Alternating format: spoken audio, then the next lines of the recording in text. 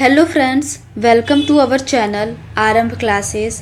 आज के वीडियो में हम लोग बिहार स्टेट टीजीटी एसएसटी के प्रीवियस ईयर क्वेश्चंस को आपके साथ डिस्कस करेंगे और ये डिस्कशन हम लोग वाईसीटी के बुक के अकॉर्डिंग करेंगे। ये इस सीरीज़ का पार्ट 1 है। तो पहला क्वेश्चन है, हल्के और तेज चलने वाले जहाज केरावल को किसने बनाया था? इसके ऑप्शंस हैं ए पुर्तगालियों ने, बी यूनानियों ने, सी डचों ने या डी जापानियों ने। तो इसका सही आंसर होगा ऑप्शन ए पुर्तगालियों ने। पुर्तगालियों ने एक नई किस्म के हल्के और तेज चाल से चलने वाले जहाज केरावल का निर्माण किया था। दूसरा क्वेश्चन है, भारत में ईस्ट इंडिया कंपनी की स्थापना कब हुई? ए 1664, बी 1498, सी 1600 या डी 1602। इसका सही आंसर है ऑप्शन सी 1600। भारत में अंग्रेजों का आगमन डचों के बाद हुआ। हालांकि ईस्ट इंडिया कंपनी की स्थापना डच ईस्ट इंडिया कंपनी से पहले ही हो चुकी थी। नेक्स्ट क्वेश्चन है, उत्तम आशा अंतरीप की खोज किसने की? इसके ऑप्शंस हैं ए कोलंबस, बी वास्को डिगामा, सी मैगलन या डी बार्थोलोमियो डियाज। तो इसका सही आंसर है ऑप्शन डी बार्थोलोमियो डियाज। उत्तमाशा अंतरीप, जिसे केप ऑफ गुड होप भी कहते हैं, इसकी खोज वर्ष 1488 में बार्थोलोमियो डियाज ने किया था। पुर्तगाली इस मार्ग से होते हुए भारत पहुँचे थे। भारत उस समय यूरोप में मसालों का महत्वपूर्ण स्रोत था। नेक्स्ट क्वेश्चन है, सर्वप्रथम कॉमन सेंस की रचना किसने की थी? इसके ऑप्शंस हैं ए वाशिंगटन, बी लफायते, सी टॉमस पेन या डी जेफरसन। तो इसका सही आंसर है ऑप्शन सी टॉमस पेन। सर्वप्रथम कॉमन सेंस की रचना टॉमस पेन ने की थी। टॉमस पेन इंग्लैंड का राजनीतिक कार्यकर्ता, दार्शनिक और राजनीतिक सिद्धांतकार था। नेक्स्ट क्वेश्चन है, अमेरिकी स्वतंत्रता संग्राम की सबसे महत्वपूर्ण उपलब्धि क्या थी? इसके ऑप्शंस हैं ए जॉर्ज तृतीय का पतन, बी संयुक्त राज्य अमेरिका का उदय, सी विचार अभिव्यक्ति की स्वतंत्रता का मिलना, डी गणतंत्रात्मक व्यवस्था का पहला प्रयोग। तो इसका आंसर है ऑप्शन डी। अमेरिकी स्वतंत्रता संग्राम की सबसे महत्वपूर्ण उपलब्धि गणतंत्रात्मक व्यवस्था का पहला प्रयोग था। नेक्स्ट क्वेश्चन है, इंग्लैंड की गौरवपूर्ण क्रांति कब हुई थी? इसका सही आंसर है ऑप्शन ए 1688 में। इंग्लैंड की गौरवपूर्ण क्रांति 1688 में हुई थी। गौरवपूर्ण क्रांति को रक्तहीन क्रांति के नाम से भी जाना जाता है, क्योंकि यह शांतिपूर्वक संपन्न हुई थी। इंग्लैंड का राजा बदला, इंग्लैंड की शासन व्यवस्था बदली, पर कहीं भी खून का एक कतरा भी नहीं गिरा। इंग्लैंड के राजा जेम्स सेकंड द्वारा संसदीय संप्रभुता का चुनौती देने के फलस्वरूप इंग्लैंड में 1688 में क्रांति हुई थी। नेक्स्ट क्वेश्चन है, जनजातियों की सर्वाधिक आबादी कहाँ है? इसके ऑप्शंस हैं ए अफ्रीका, बी भारत, सी नेपाल या डी चीन में। इसका सही आंसर है ऑप्शन ए अफ्रीका। अफ्रीका में जनजातियों की सर्वाधिक आबादी है। अफ्रीका को जनजाति महाद्वीप के रूप में जाना जाता है। अफ्रीका की कुछ जनजातियां हैं कंजर, डोगोन, योरुबा और मबेगा। नेक्स्ट क्वेश्चन है, पहला संस्थाली जिसने अंग्रेजों पर हथियार उठाया था? इसके ऑप्शंस हैं ए सिद्धू, बी कान्हू, सी तिलका मांझी या डी बिरसा मुंडा। तो इसका सही आंसर है ऑप्शन सी, तिलका मांझी। पहला संथाली जिसने अंग्रेजों पर हथियार उठाया था वह तिलका मांझी था। तिलका मांझी का जन्म 1750 ईस्वी में हुआ था। तिलका मांझी संथालों के लिए अंग्रेजों से लड़ाई लड़ने में कभी पीछे नहीं हटे। नेक्स्ट क्वेश्चन है, चुवार विद्रोह कब शुरू हुआ? इसके ऑप्शंस हैं ए 1771 में, बी 1772 में, सी 1871 में या डी 1872 में। तो इसका सही आंसर है ऑप्शन ए 1771 में। चुवार विद्रोह की शुरुआत 1771 ईस्वी में हुई थी। 1774 ईस्वी में धलभूम के राजा जगन्नाथ धल के नेतृत्व में चुवारों ने बहरागोड़ा और नरसिंहगढ़ के सभी तथा हल्दी पोखर के 2 गांवों को आग के हवाले कर दिया। नेक्स्ट क्वेश्चन है, बस्तर आंदोलन में किसकी भूमिका प्रमुख थी? इसके ऑप्शंस हैं ए मंगल पांडे, बी जतरा भगत, सी शिबू सोरेन या डी गुंडाधुर। इसका सही आंसर है ऑप्शन डी गुंडाधुर। आज़ादी के गुमनाम नायकों में से एक रहे बस्तर के गुंडाधुर ने 1910 ईस्वी में आदिवासियों की धरती को बचाने के लिए अंग्रेजों के विरुद्ध भूमकाल आंदोलन का नेतृत्व किया। नेक्स्ट क्वेश्चन है, कोल विद्रोह कब हुआ? इसके ऑप्शंस हैं ए 1831-32, बी 1832-33, सी 1834-35 और डी 1836। इसका सही आंसर है ऑप्शन ए 1831-32। 1831-32 ईस्वी के दौरान कोल विद्रोह हुआ जिसका नेतृत्व बुद्धो भगत ने किया था। कोल विद्रोह की विशेषता यह थी कि कोल आदिवासी अकेले नहीं लड़ते थे बल्कि उनके साथ हास, ओराव और मुंडा जैसे अन्य आदिवासी भी लड़ते थे। कोल विद्रोह ईस्ट इंडिया कंपनी द्वारा शुरू किए गए शोषण का ही एक प्रतिफल था। नेक्स्ट क्वेश्चन है, इनमें कौन कोल विद्रोह में शामिल था? रानी शिरोमणि, चूड़ामन राय, बुद्धो भगत, भैरव। इसका सही आंसर है ऑप्शन सी बुद्धो भगत। कोल विद्रोह का नेतृत्व बुद्धो भगत ने किया था। यह विद्रोह 1831-32 ईस्वी में हुआ था। यह विद्रोह कंपनी द्वारा शुरू किए गए शोषण की प्रक्रिया का परिणाम थी। नेक्स्ट क्वेश्चन है, डैश को धान के रूप में भी जाना जाता है। इसके ऑप्शन से ए गेहूं, बी ज्वार, सी चावल, डी बाजरा। इसका सही आंसर है ऑप्शन सी चावल। चावल धान के रूप में भी जाना जाता है। चावल उष्णकटिबंधीय और उपोष्णकटिबंधीय प्रदेश का मुख्य आहार है। चावल के लिए उच्च तापमान, अधिक आर्द्रता एवं वर्षा की आवश्यकता होती है। नेक्स्ट क्वेश्चन है, निम्नलिखित में से कौन सा देश चावल का सबसे प्रमुख उत्पादक है? इसके ऑप्शंस हैं ए चीन, बी पाकिस्तान, सी मलेशिया या डी मिस्र। तो इसका सही आंसर है ऑप्शन ए चीन। चीन चावल का प्रमुख उत्पादक है। विश्व के 3 सर्वाधिक चावल उत्पादक देश हैं चीन, भारत और बांग्लादेश। नेक्स्ट क्वेश्चन है, भारत में कुल फसल उत्पादन क्षेत्र का कितना प्रतिशत तिलहन से आच्छादित है? इसके ऑप्शंस हैं ए 21, बी 12, सी 2 या डी 4।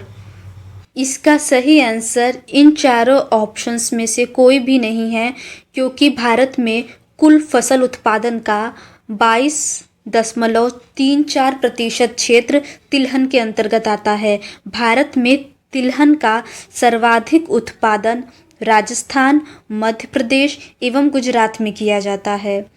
नेक्स्ट क्वेश्चन है, निम्नलिखित में से कौन खरीफ फसलों का उदाहरण है? इसके ऑप्शंस हैं ए चावल, बी गेहूँ, सी चना या डी मटर। तो इसका सही आंसर है ऑप्शन ए चावल। चावल खरीफ फसलों का उदाहरण है। खरीफ की फसलें अधिकतर दक्षिण पश्चिम मानसून के साथ बोई जाती हैं। खरीफ की प्रमुख फसलें हैं चावल, कपास, जूट, ज्वार, बाजरा आदि। रबी की ऋतु अक्टूबर नवंबर में शरद ऋतु से प्रारंभ होकर मार्च अप्रैल में समाप्त होती है। रबी की प्रमुख फसलें हैं गेहूँ, चना, तोरई, सरसों व जौ। नेक्स्ट क्वेश्चन है, निम्नलिखित में से कौन कृषि की एक प्रणाली का वर्णन करता है जहां एक बड़े क्षेत्र में एक ही फसल उगाई जाती है? इसके ऑप्शंस हैं ए स्थानांतरण कृषि, बी वृक्षारोपण कृषि, सी बागवानी या डी गहन कृषि। तो इसका सही आंसर है ऑप्शन बी वृक्षारोपण कृषि। वृक्षारोपण कृषि कृषि की एक प्रणाली का वर्णन करता है जहां एक बड़े क्षेत्र में एक ही फसल उगाई जाती है। इसके लिए आधुनिक मशीनरी और निश्चित रूप से कर्मियों के लिए पूंजी की आवश्यकता होती है। नेक्स्ट क्वेश्चन है, निम्नलिखित में से कौन सी फाइबर फसल है? इसके ऑप्शंस हैं ए रबड़, बी जूट, सी टमाटर या डी कॉफ़ी। इसका सही आंसर है ऑप्शन बी जूट। जूट एक फाइबर फसल है। जूट को सुनहरा रेशा कहा जाता है। जूट की फसल बाढ़ के मैदान में जला निकास वाले उर्वरक मिट्टी में उगाई जाती है। यह फसल उष्णकटिबंधीय क्षेत्रों में उगाई जाती है। नेक्स्ट क्वेश्चन है, लीग ऑफ नेशंस की कमजोरियों के बारे में निम्नलिखित में से कौन सा सत्य है? इसके ऑप्शंस हैं ए आर्थिक प्रतिबंध लगाने में लीग की अक्षमता ने इसे पंगु बना दिया क्योंकि प्रथम विश्व युद्ध के हारने वाले पक्ष से बहुत कम राष्ट्र शामिल हुए। इसमें वैधता का अभाव था। सी लीग के पास कोई सैन्य बल नहीं था और उसे सैनिकों के लिए सदस्य राज्यों पर निर्भर रहना पड़ता था। या डी लीग को किसी भी अंतर्राष्ट्रीय हस्तक्षेप के लिए केवल 1/3 अनुमोदन की आवश्यकता होती थी। तो इसका सही आंसर है ऑप्शन ए आर्थिक प्रतिबंध लगाने में लीग की अक्षमता ने इसे पंगु बना दिया। नेक्स्ट क्वेश्चन है, यूएनओ को किस वर्ष नोबेल शांति पुरस्कार से सम्मानित किया गया? इसके ऑप्शंस हैं ए 1975, बी 1999, सी 2001 या डी 2006। इसका सही आंसर है ऑप्शन सी 2001। यूएनओ को वर्ष 2001 में नोबेल शांति पुरस्कार से सम्मानित किया गया था। नेक्स्ट क्वेश्चन है, संयुक्त राष्ट्र संघ की कितनी आधिकारिक भाषाएं हैं? इसके ऑप्शंस हैं ए 5, बी 6, सी 7 या डी 4। तो इसका सही आंसर है ऑप्शन बी 6। संयुक्त राष्ट्र संघ की 6 आधिकारिक भाषाएं हैं। नेक्स्ट क्वेश्चन है, राष्ट्र संघ के चार्टर सदस्य कितने राष्ट्र थे? इसके ऑप्शंस हैं ए 54, बी 48, सी 42 या डी 60। तो इसका सही आंसर है ऑप्शन सी 42। राष्ट्र संघ में चार्टर सदस्यों की संख्या 42 थी। प्रथम विश्व युद्ध के बाद विश्व शांति की स्थापना के लिए राष्ट्र संघ की स्थापना की गई थी। पेरिस शांति सम्मेलन में राष्ट्र संघ के संविधान को तैयार करने का कार्य विल्सन की अध्यक्षता में 19 प्रतिनिधियों की एक समिति को सौंपा गया था। 10 जनवरी 1920 को राष्ट्रसंघ का संविधान लागू किया गया था। नेक्स्ट क्वेश्चन है, ऊपरी सिलेसिया जर्मन और पोल्स दोनों द्वारा आबादी वाला क्षेत्र था। राष्ट्रसंघ ने जर्मनी और पोलैंड के बीच अपर सिलेसिया के मुद्दे का समाधान कैसे किया? इसके ऑप्शंस हैं, ए डिड नथिंग, बी पोलैंड को पुरस्कार दिया, सी क्षेत्र को विभाजित किया, या डी जर्मनी को सम्मानित किया। तो इसका सही आंसर है ऑप्शन सी, क्षेत्र को विभाजित किया। ऊपरी सिलेसिया जर्मन और पोल्स दोनों द्वारा आबादी वाला क्षेत्र था। राष्ट्रसंघ ने जर्मनी और पोलैंड के बीच अपर सिलेसिया के मुद्दे पर समाधान क्षेत्र को विभाजित करके किया।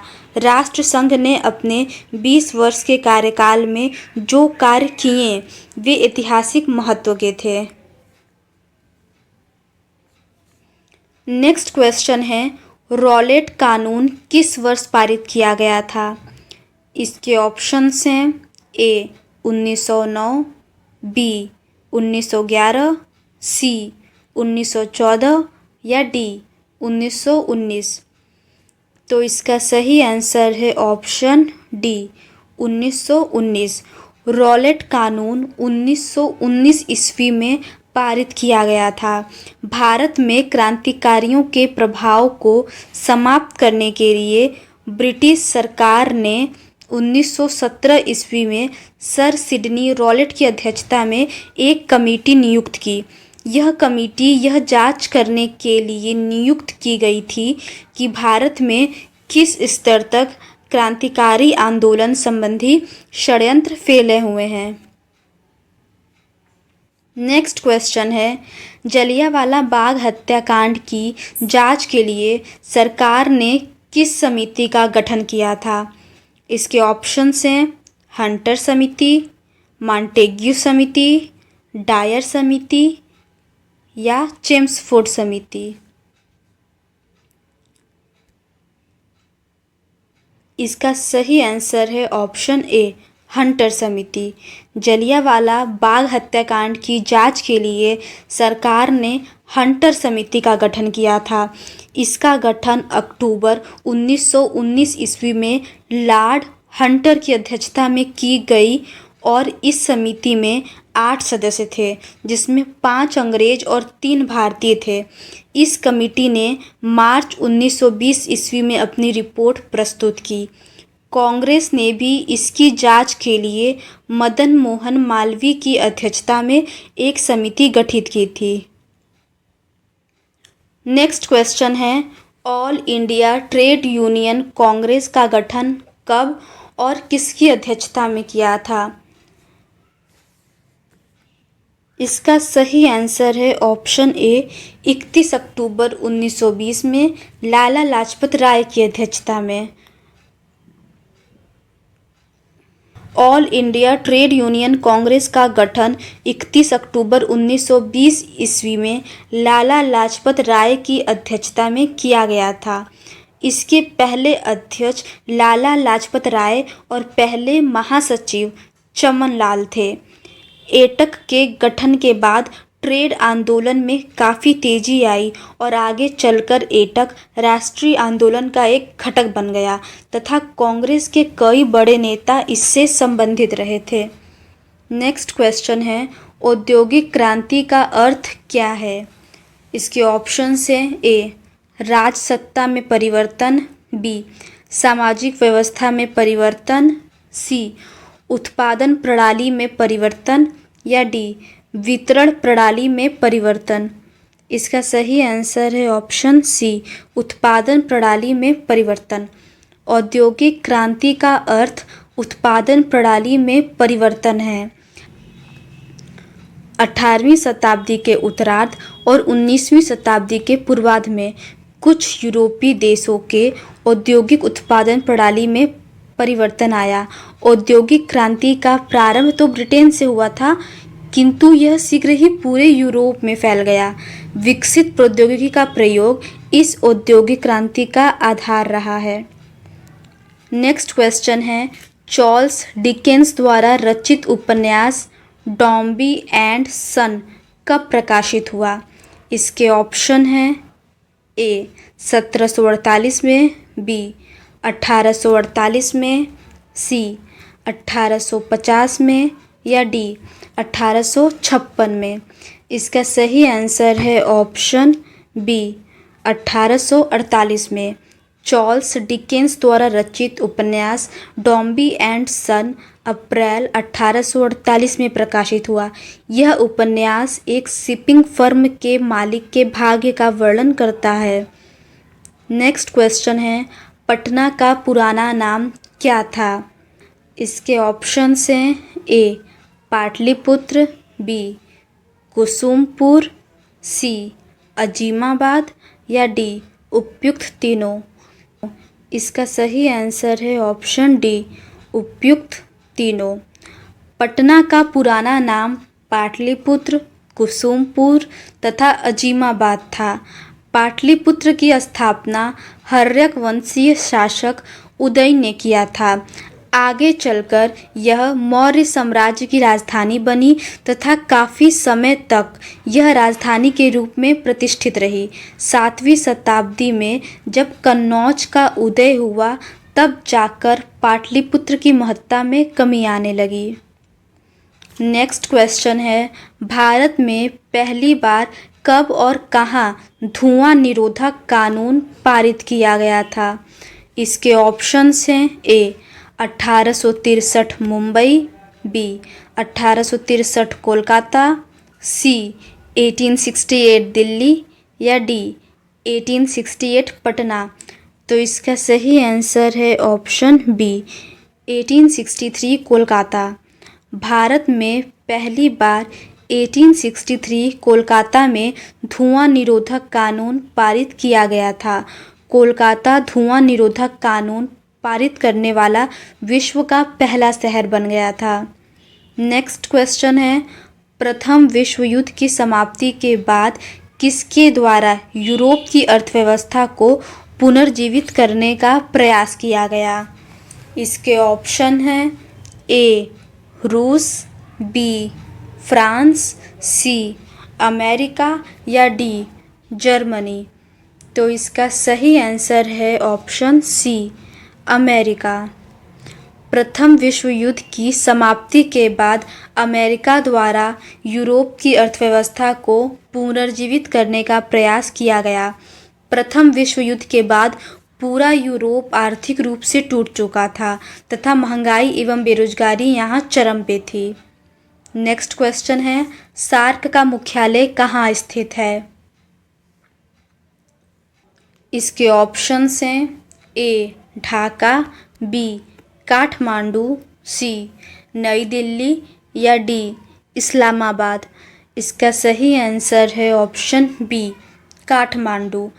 दक्षिण एशियाई क्षेत्रीय सहयोग संघ सार्क की स्थापना 8 दिसंबर 1985 को हुई थी। संघ का सचिवालय 17 जनवरी 1987 को काठमांडू, नेपाल में स्थापित किया गया था। वर्तमान में सार्क के 8 सदस्य देश हैं, अफगानिस्तान, बांग्लादेश, भूटान, भारत, मालदीव, नेपाल, पाकिस्तान तथा श्रीलंका। वर्ष 2007 में अफगानिस्तान सार्क का 8वां सदस्य देश बना था। नेक्स्ट क्वेश्चन है, मुद्रण की तकनीक सबसे पहले कौन से 3 देशों में आई थी? इसका सही आंसर है ऑप्शन ए चीन, जापान, कोरिया। मुद्रण की तकनीक सबसे पहले चीन, जापान और कोरिया के देशों में आई थी। इन देशों में प्रयोग होने के बाद धीरे धीरे यह तकनीक विश्व के अन्य देशों में आई। भारत में मुद्रण तकनीक को पुर्तगालियों ने लाया था। मुद्रण तकनीक ने लोगों को धीरे धीरे जागरूक बनाना शुरू किया। नेक्स्ट क्वेश्चन है, भारत का कुल क्षेत्रफल लाख वर्ग किलोमीटर में कितना है?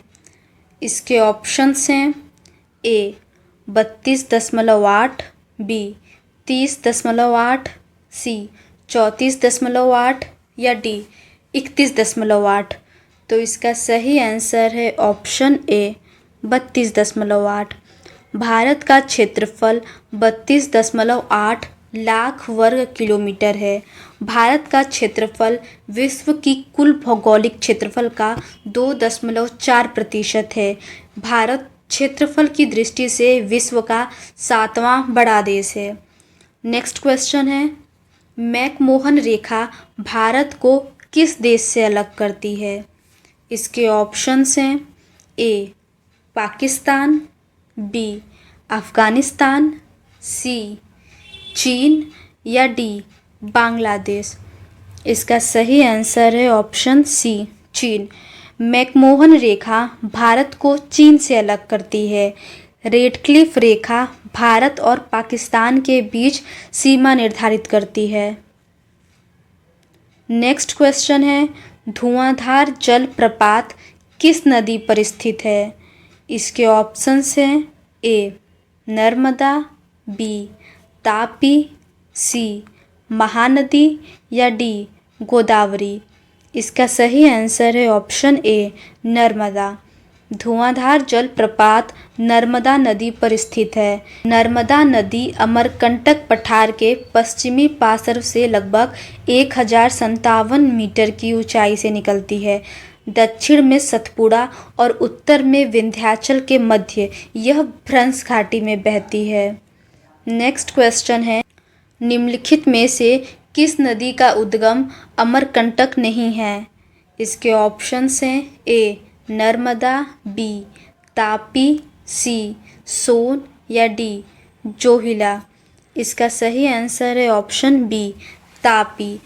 तापी नदी का उद्गम अमरकंटक नहीं है।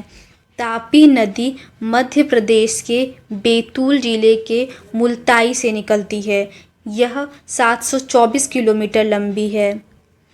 नेक्स्ट क्वेश्चन है, सर्वप्रथम मानसून शब्द किस देश के नाविकों द्वारा प्रयोग किया गया? इसके ऑप्शंस हैं ए भारत, बी अरब, सी यूनान या डी चीन। इसका सही आंसर है ऑप्शन बी अरब। सर्वप्रथम मानसून शब्द अरब देश के नाविकों द्वारा प्रयोग किया गया था। नेक्स्ट क्वेश्चन है, इनमें से किस राज्य में मैंग्रोव वन पाए जाते हैं? इसके ऑप्शंस हैं ए पश्चिम बंगाल, बी बिहार, सी झारखंड या डी उत्तराखंड। तो इसका सही आंसर है ऑप्शन ए पश्चिम बंगाल। पश्चिम बंगाल में मैंग्रोव वन पाए जाते हैं।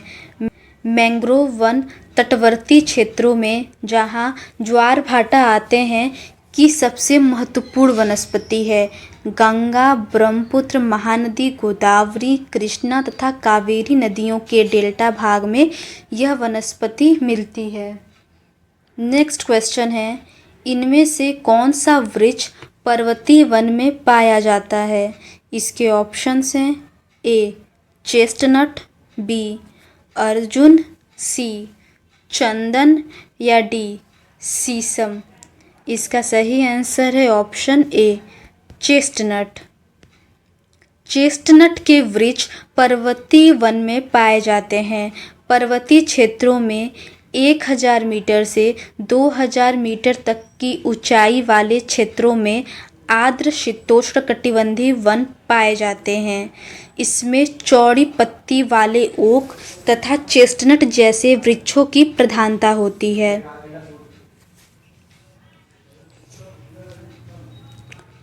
नेक्स्ट क्वेश्चन है, दाची ग्राम जो जम्मू कश्मीर में स्थित है क्या है?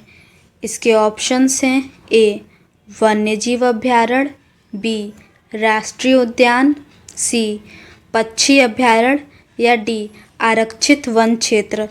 इसका सही आंसर है ऑप्शन बी राष्ट्रीय उद्यान। दाची ग्राम जो जम्मू कश्मीर में स्थित है राष्ट्रीय उद्यान है। इसका क्षेत्रफल 141 वर्ग किलोमीटर है। दाची ग्राम को 1981 में राष्ट्रीय उद्यान घोषित किया गया था। इस पार्क को हंगूल या कश्मीरी हिरण के लिए जाना जाता है। नेक्स्ट क्वेश्चन है, भारत के किस राज्य में सर्वाधिक जनघनत्व है? इसके ऑप्शंस हैं ए पश्चिम बंगाल, बी बिहार, सी महाराष्ट्र या डी केरल। तो इसका सही आंसर है ऑप्शन बी बिहार। वर्ष 2011 की जनगणना के आंकड़ों के अनुसार सर्वाधिक जनसंख्या घनत्व 1106 व्यक्ति प्रति वर्ग किलोमीटर बिहार राज्य में है। नेक्स्ट क्वेश्चन है, किस वर्ष को जनसांख्यिकी विभाजक वर्ष के रूप में जाना जाता है? इसके ऑप्शंस हैं ए 1911, बी 1921, सी 1931 या डी 1951। तो इसका सही आंसर है ऑप्शन बी 1921। जनसंख्या विभाजक वर्ष के रूप में वर्ष 1921 को जाना जाता है। 1911 से 21 के दशक में जनसंख्या में ह्रास की स्थिति आई, जिसका कारण अकाल तथा महामारियों का प्रकोप था। नेक्स्ट क्वेश्चन है, ब्रह्मपुत्र नदी को बांग्लादेश में किस नाम से जाना जाता है? इसके ऑप्शंस हैं ए मेघना, बी जमुना, सी सुरमा या डी कर्णफुली। तो इसका सही आंसर है ऑप्शन बी जमुना।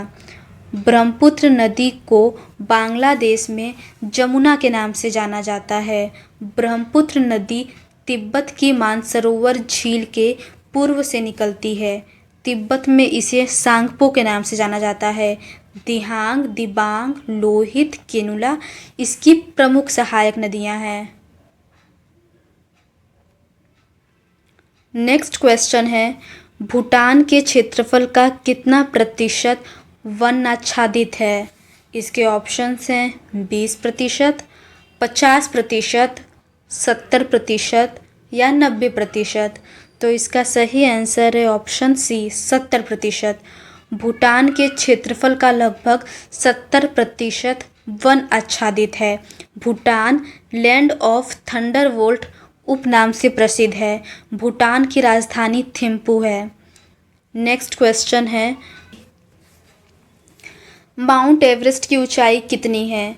इसके ऑप्शंस हैं 8848 मीटर, 8611 मीटर, 8484 मीटर या 8888 मीटर। तो इसका सही आंसर है option A 8848 metre.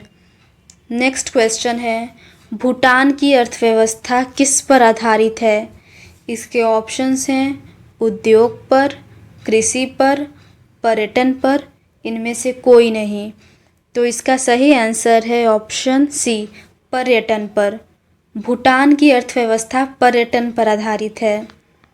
Next question है, 1 centimetre is equals to 1 kilometre के लिए सही प्रतिनिधि भिन्न क्या होगा? इसका सही आंसर होगा option D 1:1 lakh. Next question है, पृथ्वी पर के नदी, पहाड़, समुद्र को प्रदर्शित करने वाले मानचित्र कहलाते हैं? राजनीतिक मानचित्र, भौतिक मानचित्र, परंपरागत मानचित्र या इनमें से कोई नहीं। तो इसका सही आंसर है ऑप्शन बी भौतिक मानचित्र। पृथ्वी के नदी, पहाड़, समुद्र को प्रदर्शित करने वाले मानचित्र भौतिक मानचित्र कहलाते हैं। नेक्स्ट क्वेश्चन है, विकास की स्थिति के आधार पर संसाधनों को डैश के रूप में वर्गीकृत किया जा सकता है? इसके ऑप्शंस हैं ए संभावित, बी विकसित, सी रिजर्व या डी उपयुक्त सभी। तो इसका सही आंसर है ऑप्शन डी उपयुक्त सभी।